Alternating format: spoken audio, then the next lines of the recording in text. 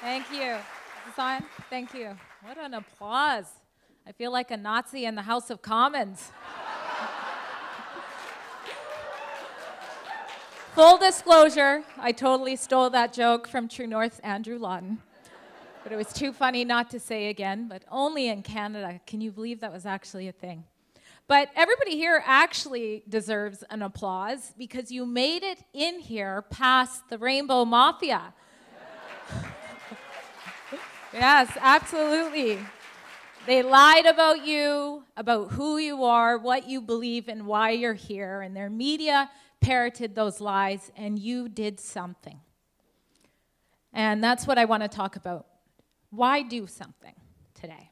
So when I was asked to speak, I knew right away I was in. I was going to say yes. The organizers would probably say I took too long to respond, to tell them that. Sorry about that. But I was in because I've covered this 2 years previously. And I really believe people are going home, Canadians are going home with nuggets to make our country better. Totally, that's what's happening. And as a Rebel News reporter, I'm on the front lines, sounding the alarm as I should be, and I'd hate to know what Canada would be like if Rebel News wasn't around, especially over the last 4 years. Wow. Yeah. But I'm always telling you what's going wrong, what's about to happen, and I don't get to talk about the solutions much because the people I'm interviewing, what's happening, like we're in the thick of it, it's just happening. So I wanted to be a part of this solution gathering that you're all taking part of. And when I was told the topic, that we're supposed to talk to you about is about censorship and disinformation, automatically, right away, my mind went to the Online Harms Act. The Trudeau government, God forbid we have another 4 years, what on earth would that do to our country? It's scary. And I believe Rebel News is a huge target on that. Maybe the primary, definitely one of the first. And so I was going to talk about that. I mean, just imagine if the law of the land, if what we are going to be living under is that someone can come after you anonymously because of fear of hate, not even hate, fear of hate. They don't have to put a name to the claim. They can go after you, an individual person, $20,000. I think the government gets stuff on top of that. I mean, that would take me right out. So imagine that's the law of the land, and they could do so retroactively. So something you put on Twitter a few years ago, anything you've said publicly, imagine that's the law of the land, and then imagine you're a Rebel News reporter. It's scary. So why do another report? Why not take my Twitter down? Why not flee the country to El Salvador? I know you like it. Bukele. If I can communicate and share why I choose to do, then I can give some of those nuggets towards the solution. So I'm going to touch on that, but not right now. And spoiler alert, I'm not special, but I'll get to that. But before I get to why I choose to do, I want to talk about the actual most dangerous form of censorship. And it's far more dangerous and concerning and has already hurt our country so much without being mandated. And that's self-censorship, by far. How many of you are familiar with the bystander effect? Put your hands up. All right, quite a few of you. All right. Popular theory that gets discussed. When I was getting my psych degree, we talked about it a lot. I won't tell you what year that is because I really enjoy when you guys think I'm younger than I am. And, but if you don't know the story, it looks like a lot of you do, it's about the horrible true story, the brutal murder of a woman named Kitty Genovese. I don't know if I'm saying her last name right, but she was attacked when she was trying to come home at night.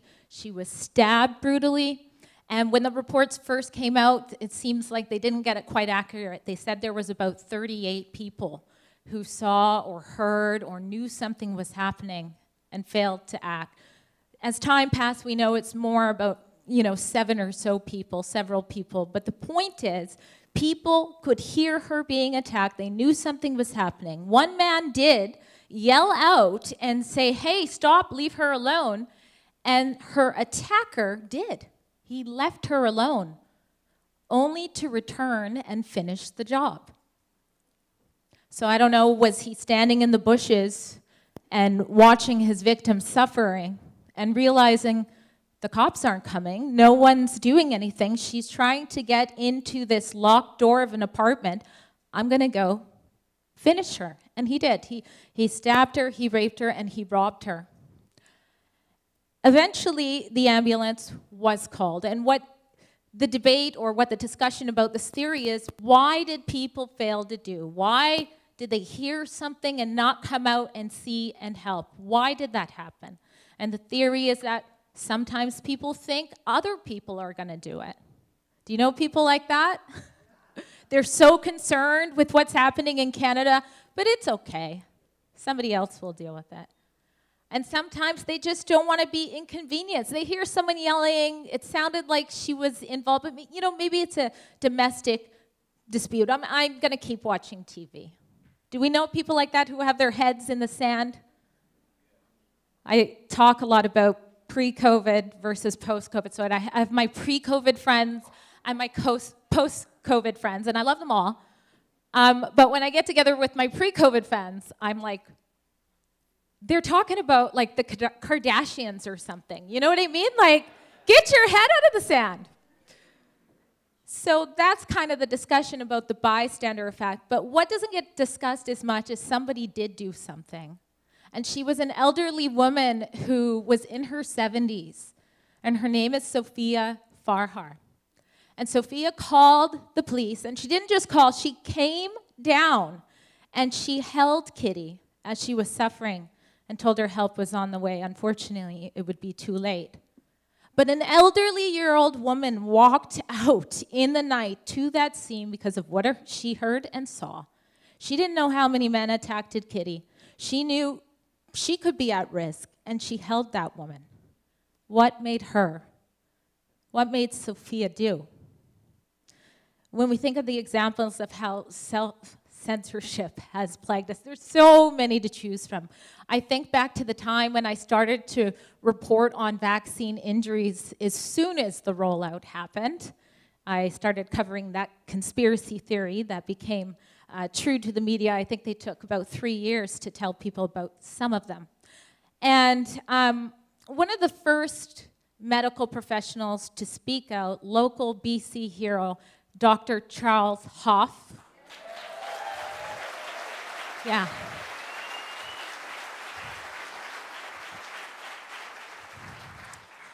So I interviewed this small town doctor from Lytton, BC, and when he speaks, you just know he's a good doctor. You know, there's a serious doctor shortage in BC. Everybody wants Dr. Hoff, unless you're believing what state media is reporting about him. And so he's saying, you know, they've rolled out around 1,000 of these Moderna vaccines in this small community, and I've had 9 patients suffering from neurological symptoms, and I don't know what to do. I don't know how to treat them. And he's screaming to the mountaintops, going through all the right channels, and he's being ignored. That's why he came to the media. He didn't even have social media or anything. This was not for clout. And he actually, because this was so early on, he went to Bonnie Henry and they entertained him. They actually had a meeting with him, believe it or not. I think it was more to just kind of feel him out, to hear what information he had, but they listened to him. And his 9 patients, some who couldn't open the door, some who couldn't think straight, some who couldn't speak, most who had migraines, and he said, how do I treat them? Surely the top doctor, Dr. Bonnie Henry, knows, right? If she knows, she won't tell you. He was basically told, it's a coincidence. And he's paid the price ever since. He's still getting persecuted to this day. He's still facing a disciplinary hearing coming up. I don't know when the date is. He's still not able to practice freely like he should be. Why did he choose to do? And why did so many other doctors not? I've come across politicians that have ran into me in public, and they'll shake my hand and they'll say like, oh, you know, like, thank you so much for what you do. Don't tell anybody, but I'm a subscriber. I'm sorry, am I a porn star or a journalist? Why am I your dirty secret? More than once that's happened. But then we had some politicians speaking out. Derek Sloan, remember that? Another round of applause.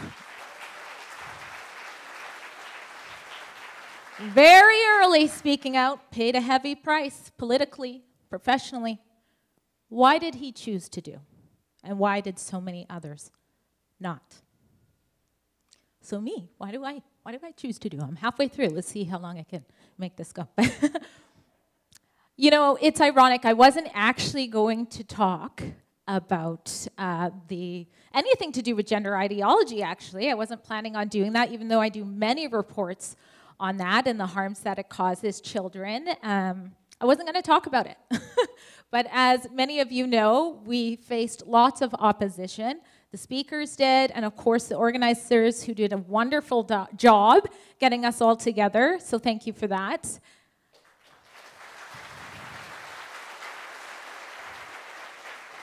So I wasn't going to talk, but I'm going to talk just a couple of minutes because, you know, I got to do what I got to do. So I went out there to try to cover their side of the story, and I went out there today, and I had my other security, and Julia, who's in the room, was recording with me. And I went out, and as soon as I got out, it seemed to be civil until I came out. I don't know how that works, but as soon as I got out, I started to get swarmed. Been in that situation before. And one of them approached me, a biological male who appears to dress like a woman. Didn't tell me their pronouns, so I'm going to go with an educated guess that it's a he. And he said to me, "Why are your hands shaking?" And I said, "Because I'm scared. You're intimidating," the way he was surrounding me. And that's the truth. I was scared, but I'm still doing. Many people come up to me when they meet me and they say, "Oh my gosh, Drea, you're so brave. Thank you." No, I'm not. I'm not brave. Trust me. It's funny every time. And it's funny that they said I'm dangerous, because I'm not. I'm still scared. It's still scary to stand in truth and say that young kids, many who are suffering from mental health issues, being told that it's possible to be born wrong, being told that they are able to make a decision that could make them sterile for the rest of their life, or mutilate healthy body parts off of themselves, or destroy their future sex life before their frontal cortex, which is for reasoning and decision-making, being told that's okay and not saying anything against it. That's not okay. That's not transphobic. The people who are telling these children the truth, that there's hope for you, that you're beautiful just the way you are, that you have your whole life to figure your future out, let's just wait on this important issue, those are the people that care about trans kids the most.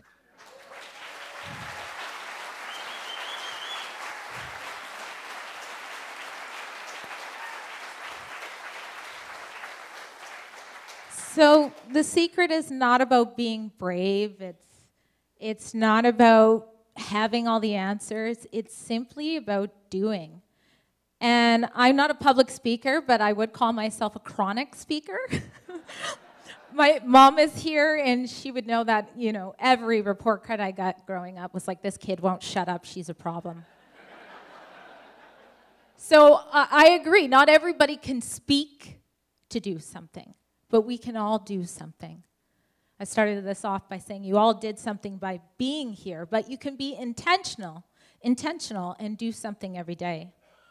One of the things that I love doing, and that everybody in this room can do, is just have intentional conversations from love with strangers. So when I do grocery shopping and I see that clerk who's got a mask on in the middle of summer, and they're young, they're not even the age that, you know, like, we know, we saw the stats. Like, anyways, I asked them, number one, can I ask you a question? If you ask that, they will not be offended by the question. That's my experience. They give you permission. Why are you still wearing a mask? I don't say it in a condescending way. I don't say it in a rude way, and they tell me. And that's what they're trying to censor so much, is that simple conversation of really understanding where people are coming from. And that's really my goal when I speak to the people outside. I believe they're hurting. I want to know why. And when they tell me, you know, sometimes they've got a reason that makes sense. They don't have all the information that we have. They'll say, you know, someone's sick that I live with, and it's almost always out of love. But every once in a while, I notice that the person who answers, it's almost like they were waiting for this moment because they don't know why they're wearing it too. And I wonder, maybe they're not even wearing it anymore after that simple, intentional discussion, and it usually leads to elsewhere. We can all do little steps like that. And if we had, and we did right up, if the people didn't self-censor, the trouble that we saw with our freedoms, our liberties, our relationships, it simply wouldn't have happened. It wouldn't have had power. Just going back to reporting on vaccine injuries, after that interview with Dr. Hoff, as journalists do when they do a story, I got way more tips coming in about vaccine injuries. And again, this is right after the first rollout. And a lot of them with Moderna had the same type of neurological things. And they said, I saw that report. Oh my gosh, my husband, my sister, my whoever, they are going through the same thing. Can you call them? And I would call these people, and I would spend hours on the phone with these people, trying to convince them to tell their story. And they wouldn't. They would not budge. These were people who were bedridden. Some couldn't walk. Some, they were the breadwinners of their family, and they wouldn't tell, not just the public, they wouldn't tell their extended family. They wouldn't tell their neighbors. And it was all out of fear, which of course was a big driving force for self-censorship. Fear of causing vaccine hesitancy. And that term, I mean, we know what the two words together mean. We always did, but it was birthed. It was given life during the COVID era by the unelected health lords that have been ruling us. But it was given power by the people through self-censorship, avoiding the truth. One man, like I said, he couldn't get out of his bed, and he had troubles talking. He was embarrassed about talking because he couldn't talk properly ever since. Imagine if he had simply told his neighbors and they saw the drastic change. Choose to do. So that's the message I want to leave you guys with. I hope it's a nugget that every day we have a choice. We might not always know whether or not. No, I'm going to change that. We do get faced with the option of deciding to be a good Samaritan like Sophia Farhar, the 70-year-old elderly woman, or a bystander. So I want all of us, if we believe we are hearing the cries of help for our nation that is worth fighting for, the help me. And even though we don't fully understand what the danger is, we know there is a danger. Let's choose to be the Good Samaritan like Miss Farhar. Thank you.